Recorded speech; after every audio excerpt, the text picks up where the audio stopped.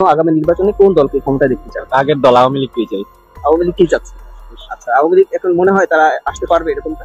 যদি সুষ্ঠুভাবে মনে করেন যে আপনার যে নির্বাচন কমিশন গঠন করছে ওনারা যদি সঠিকভাবে মিটিং মিছিল করতে দেয়, বাধা না দেয়, তাহলে যারা বিশেষ করে বাংলাদেশে আওয়ামী লীগ, ছাত্রলীগ, যুবলীগ, স্বেচ্ছাসেবক লীগ, কৃষক লীগ, মহিলা লীগ, যুব মহিলা লীগ, যারা বিভিন্ন সংগঠনের সাথে জড়িত, তারা হয়তো অনেকেই, বেশিরভাগ নেতা কর্মীরাই কোনো না কোনো কাজকর্মে ছিলেন, ব্যস্ত ছিলেন।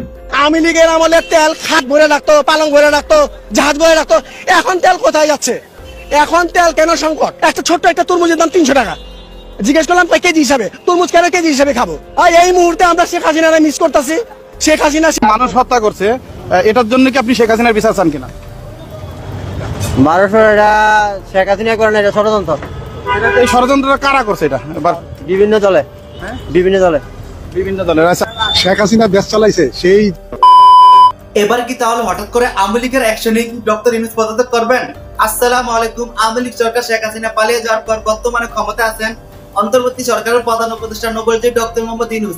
আর এই নোবেলজয়ী ডক্টর মোহাম্মদ ইউনূস ক্ষমতা থাকাকালীন আজকে সারা বাংলাদেশে চাঞ্চল্যের ঘটনা ঘটেছে। তার মধ্যে থেকে আমি আপনাদেরকে এমন কিছু বাছাই করা ভিডিও ফুটেজ দেখাবো যা দেখলে আপনারা সত্যি রীতিমতো অবাক হয়ে যাবেন। তাই বলছি, সম্পূর্ণ ভিডিও যদি আমার সাথে থাকবেন তাহলে সবকিছু বুঝতে পারেন ইনশাআল্লাহ। তো দর্শক, চলুন আজকে সেই কাঙ্ক্ষিত ভিডিও ফুটেজগুলো আপনার প্রমাণ সহকারে দেখে আসি। আগামী নির্বাচনে কোন দলকে ক্ষমতায় দেখতে চান? আগের দল আওয়ামী লীগকেই চাই। আওয়ামী লীগ কি চাচ্ছে? আচ্ছা, আওয়ামী লীগ এখন মনে হয় তারা আসতে পারবে এরকমটা? যদি সুষ্ঠুভাবে মনে করেন যে আপনার যে নির্বাচন কমিশন গঠন করছে ওনারা যদি সঠিকভাবে মিটিং মিছিল করতে দেয়, বাধা না দেয়, তাহলে আওয়ামী লীগ সুন্দরভাবে আবার আসবে। কি কারণে মনে হচ্ছে আওয়ামী লীগ আসলে আবার ভালো হবে? এই যে দেখছেন ইদানিং ধর্ষণ, তারপরে হলো গিয়ে আপনার চাঁদাবাজি, কোনো দিক থেকে কিন্তু মুক্ত হয়নি। ছাত্ররা যে বললো যে এটা মুক্ত করবে, ওইটা মুক্ত করবে, কোনটাই কিন্তু মুক্ত করতে পারে না। ঠিক আছে, এখন যেই দলে ক্ষমতায় আসুক, ক্ষমতায় আসলে কিন্তু দুর্নীতি হয়, যেই দলে আসুক দুর্নীতি মোটামুটি হয়। কিন্তু আওয়ামী লীগ থাকাকালীন সময় আমি দেখছি যে দুর্নীতি একটু কমই হয়েছে অন্যান্য সরকারের তুলনায়। যেমন গত কয়েক বছরে দেখেছেন যে বিএনপিও যখন ক্ষমতায় ছিল তখন এই ধর্ষণ, দুর্নীতি সবই ছিল। আওয়ামী লীগ থাকাকালীন সময় একটু কমছে এগুলো। বাংলাদেশের দুর্নীতি, চাঁদা মুক্ত এবং সুশাসন প্রতিষ্ঠার জন্য আগামী নির্বাচনে কোন দলকে ক্ষমতায় দেখতে চান? যেটা দেশের জন্য কাজ করবে সেটাই, মানুষ জনগণ যেটা চাইবে সেটাই হবে। আপনি একজন জনগণ, যেমন দল তো অনেকগুলো আছে, কোন দলকে মনে হয় যারা আসলে ভালো? আমরা তো আগেই ভালো ছিলাম, এখন তো দেন না, চাঁদাবাজি চলতেছে, সন্ত্রাসী চলতেছে, ছিনতাই চলতেছে, দর্শন চলতেছে। সেই ক্ষেত্রে আমরা আগের সরকারই চাইতেছি। আওয়ামী লীগ সরকারই চাচ্ছি। আচ্ছা, কি কারণে মনে হয় আওয়ামী লীগ সরকার আসলে আবার ভালো হবে? এই যে ছিনতাই চাঁদাবাজি ছিল না, তারপর হচ্ছে গিয়া মানুষ ঘুমাইতে পারতো। এখন তো দিনে দুপুর বেলা ছিনতাই হয়ে যায়, মানুষের কোপে হত্যা করতেছে, দিনে দুপুরে মানুষ মেরে লইতেছে, রাস্তা সোজা সামনে সবার সামনে লুটপাট করতেছে, কেউ কিছু করতে পারতেছে না। পুলিশ হ্যান্ডকাপ লাগাইছে, পুলিশে উল্টা মারতেছে। তো এনে কোনো শৃঙ্খলা আছে নাকি? আগের সরকারই ঠিক আছে আমাদের। আগামী নির্বাচনে কোন দলকে ক্ষমতায় দেখতে? কোন দলকে? আমার মনে হয় যে আওয়ামী লীগ আবার আসলে ভালো হবে। কি কারণে মনে হচ্ছে আওয়ামী লীগ আবার আসলে ভালো হবে? কি কারণে? এখন যে অবস্থা দেখতেছি দেশে, আওয়ামী লীগ ছাড়া কোনো সরকারে পারবো না ঠিক করতে। আগামী নির্বাচনে কোন দলকে ক্ষমতায় দেখতে চান? ক্ষমতা দেখতে চাই ভাই, মনে করেন যে আমার জানা মতে মনে করেন যে আপনার এই জামাত ইসলাম আসলে মনে করেন যে ভালো। কি কারণে মনে হয় জামাত ইসলাম আসলে ভালো হবে? মানে আপনারা তো আওয়ামী লীগও দেখছি, বিএনপিও দেখছি, সবাই তো আমরা দেখছি ভাই। আমি তো আমার জামাত কোনো সময় দেখি নাই। তারা যদি ক্ষমতা আসতো আমার জন্য একটু ভালো করতো, তাহলে আমরা ভালোভাবে বাঁচতে পারতাম। জামাতকে সমর্থন করছেন আগামী? এই যে এই দলই আসুক না কেন, দেশ সুন্দরভাবে পরিচালনা করুক বা এটাই আমরা চাই। কোন দল নির্দিষ্ট করে এটা বলার মতো এখন পর্যন্ত তো হয় নাই। যেমন এখন সাধারণত দেশ চালানোর মতো যেমন বিএনপি, জামাত এবং আরো অন্যান্য দল রয়েছে, তো সেই ক্ষেত্রে কোনটাকে মনে হয় কারা আসলে দেশটা ভালো চালাতে পারে? এটা বিএনপিও যদি আসে তাহলে বিএনপিও ভালোভাবে দেশ চালাক, জামাতও যদি আসে তাহলে জামাতও ইসলামের মতো। তারা আসবে কিন্তু আপনার ভোটে, আপনার আমার ভোটেই আসবে, তাই না? সেই ক্ষেত্রে আমাদের সমর্থন অনুযায়ী আমরা তাদেরকে চাইবো। ভোট দেওয়ার মতো এখন ইচ্ছা নাই। এটা কেন আসলে ইচ্ছা নাই? মানে এটা কি বিগত দিনের গুলোর জন্য এরকম মনে হচ্ছে যে বিগত বছরগুলো ভোট দিতে পারে না মানুষ, এই জন্য? আওয়ামী লীগের আমলে তেল খাট ভরে রাখতো, পালং ভরে রাখতো, জাহাজ ভরে রাখতো। এখন তেল কোথায় যাচ্ছে? এখন তেল কেন সংকট? একটা ছোট্ট একটা তরমুজের দাম 300 টাকা। জিজ্ঞেস করলাম কেজি হিসাবে, তরমুজ কেন কেজি হিসাবে খাবো? আর এই মুহূর্তে আমরা শেখ হাসিনারে মিস করতেছি। শেখ হাসিনা সেই রেসিপি মিস করতেছি, আমরা রেসিপি পাই না।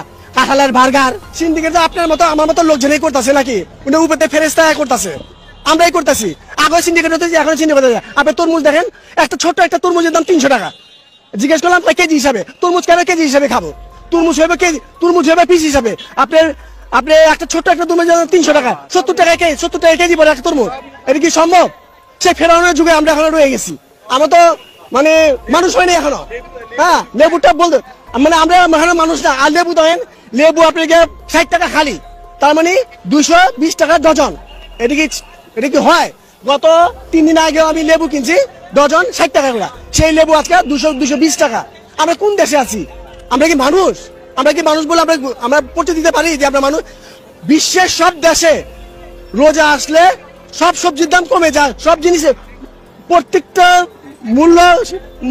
জিনিসের মূল্য কমে যায় আর বাংলাদেশে তার উল্টা চিত্র কেন বাংলাদেশে দেখেন আপনার তেলের সাথে করতেছে আপনার তেল আগে আছে আবার একটা কথা আওয়ামী লীগের আমলে তেল খাট ভরে রাখতো পালং ভরে রাখতো জাহাজ ভরে রাখতো এখন তেল কোথায় যাচ্ছে এখন তেল কেন সংকট আবার তোরা মানুষ আমরা মানুষ হইনি এখনো আপনারা বলতেছেন যে সরকারের ব্যর্থতা না ভাই সরকারের কোনো ব্যর্থতা নাই এটা আওয়ামী লীগ সরকার না বুঝছেন এটা আপনাকে সরকার যথেষ্ট চেষ্টা করতেছে পারতেছে না আসলে আমরা জনগণ খারাপ আমার জনগণ ভালো না আপনি দেখেন শশা 80 টাকা কেজি যে শশা ছিল 40 টাকা করে কেজি আপেল 350 টাকা কেজি পেঁপে 250 টাকা কেজি আপনি কোনো জিনিসের দাম কম না আর এই মুহূর্তে আমরা শেখ হাসিনারা মিস করতেছি শেখ হাসিনা সেই রেসিপি মিস করতেছি আমরা রেসিপি পাই না কাঁঠালের বার্গার হ্যাঁ তারপরে গিয়ে আপনার পেঁপেনির তারপরে গিয়ে আপনার গিয়া পেঁয়াজ ছাড়া তরকারি তেল ছাড়া তরকারি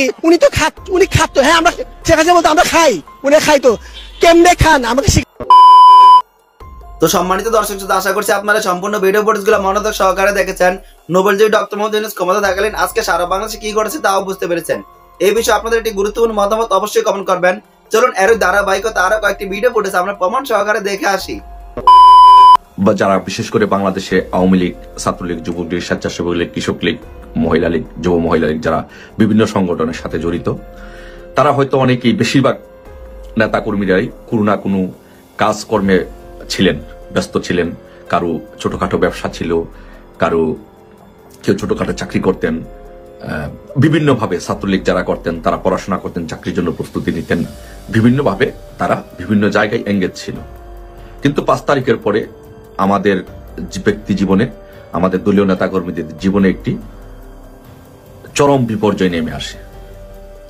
অনেক নেতাকর্মী ভাইয়েরা যাদের ছোটখাটো ব্যবসা ছিল ব্যবসা হারিয়েছে যাদের ছোটখাটো চাকরি ছিল সেটা হারিয়েছে যারা বিভিন্ন জায়গায় বিভিন্ন বিষয়ে ইনভলভ ছিলেন সেগুলো হারিয়েছে ছাত্ররা বিশেষ করে যারা বিভিন্ন বিশ্ববিদ্যালয়ে দলীয় পদ পদবিতে ছিলেন তারা আজকে বিশ্ববিদ্যালয়গুলোতে যেতে পারছে না পড়াশোনা কন্টিনিউ করতে পারছে না তারা পিতামাতার খবর নিতে পারছে না তো সব মিলিয়ে একটা খুব একটা বাজে অবস্থার মধ্যে তারা দিন যাপন করছে তো এই পরিস্থিতিতে এই রমজান মাসকে উপলক্ষ করে আমরা জানি যে অবস্থায় থাকতো না কেন অন্তত পক্ষে আওয়ামী লীগ এবং সহযোগী সংগঠনের নেতা কর্মীরা সবাই মিলে সুন্দরভাবে ঈদ রোজা রাখতো ইফতার করতো পরিবারের খোঁজ খবর নিত এবং মোটামুটি ভালো ছিল যেভাবে হোক কম বেশি কেউ না কেউ একেবারে খারাপ ছিল না কিন্তু 5 তারিখের পরবর্তীতে এই পরিস্থিতিতে আমাদের ছেলে মেয়েগুলো আমাদের দলীয় নেতাকর্মীগুলো খুব কিছু নেতাকর্মী খুব বাজে অবস্থা পার করছে খুব অবর্ণনীয় ভাবে জীবনযাপন করছে কষ্ট করছে বিভিন্ন জায়গায়